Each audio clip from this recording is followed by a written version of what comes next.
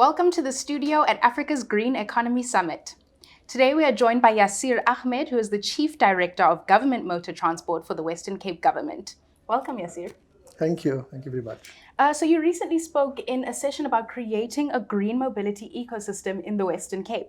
What do you consider to be a green mobility ecosystem?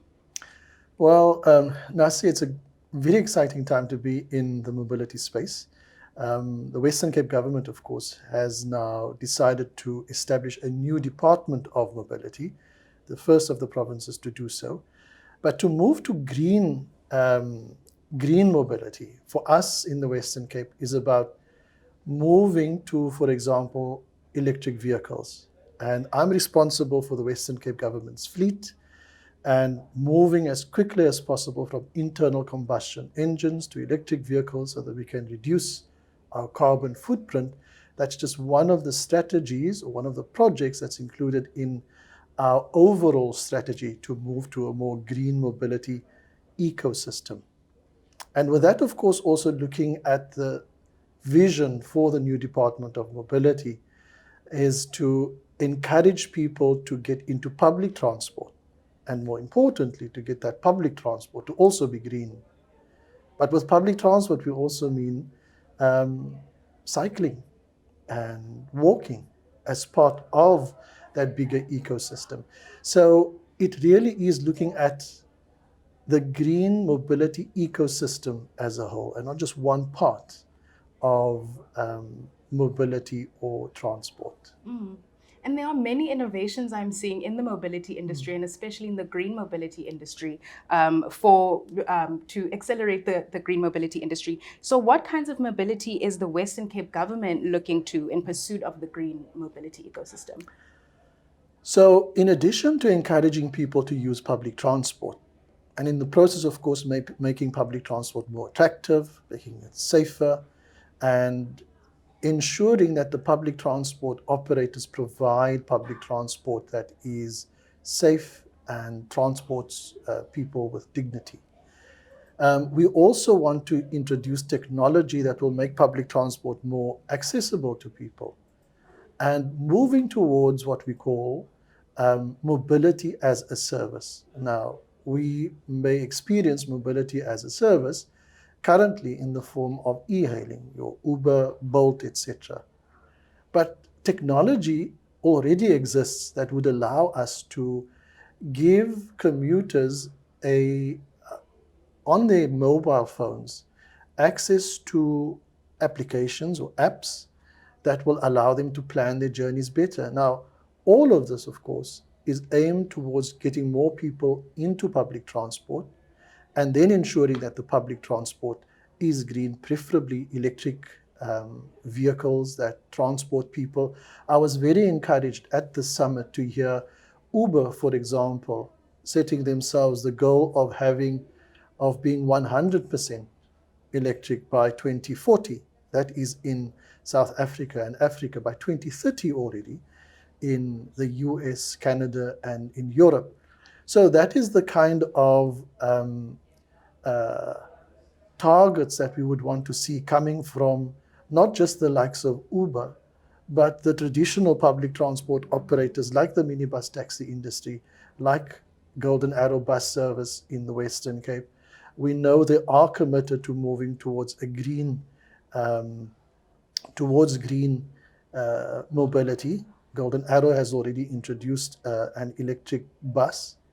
The minibus taxi industry, with the help of government, of course, is also prepared to go that route, of course, knowing that it's an economic benefit to them that awaits them if they do go green, if they do go electric. And so what other steps do you see the Western Cape government taking to create a green mobility ecosystem in the Western Cape? I know you've touched a little bit on the Department of Mobility, which we're going to soon see, but what else can the people of the Western Cape expect to see? Well, the Department of Mobility will provide the policy framework within which we can move towards green mobility, towards a green mobility ecosystem. But if we want to achieve the vision, the department and government cannot work on its own. We have to partner with the private sector, with academia.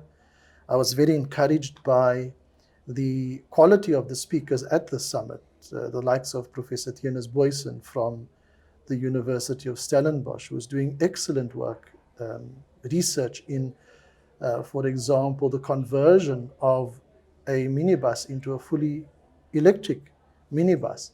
Now, that's the type of partnership that we would want to enter into with academia to attract the skills that we require here in the Western Cape, in South Africa and Africa, to ensure that this journey that we are on is going to be driven by the youth and the thinkers of South Africa and Africa, and that we are not going to be importing these skills and we're not going to be importing the technology, but that the technology is going to be homegrown with the innovation that South Africa and Africa is very well known for.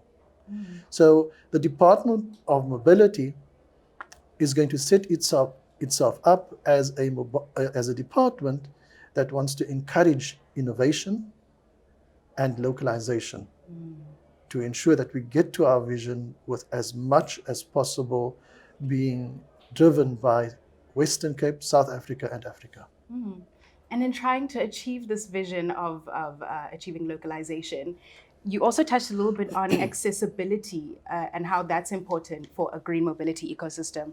How is the Western Cape government making sure that the future of green mobility in the province will be inclusive and economically sound? Well, with the partnership with academia, for example, we would want to ensure that especially our youth develop the skills that are going to be required for this new world of green mobility that we are very, very fast seeing unfold around us. The rest of the world is moving very fast away from internal combustion engines to electric vehicles. And we do not want South Africa and Africa to become the dumping ground of old technology. We want to be at the forefront of the research and the innovation and the production of what is going to be required in this new mobility space.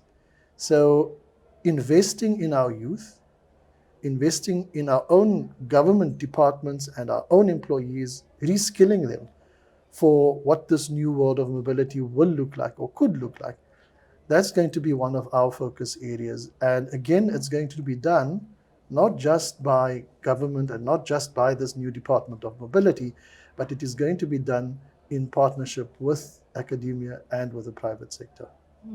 Thank you so much, Yasir, for sharing with us what it would look like for the Western Cape government to actually enhance the future of green mobility in the province. It's been very insightful. Thank you.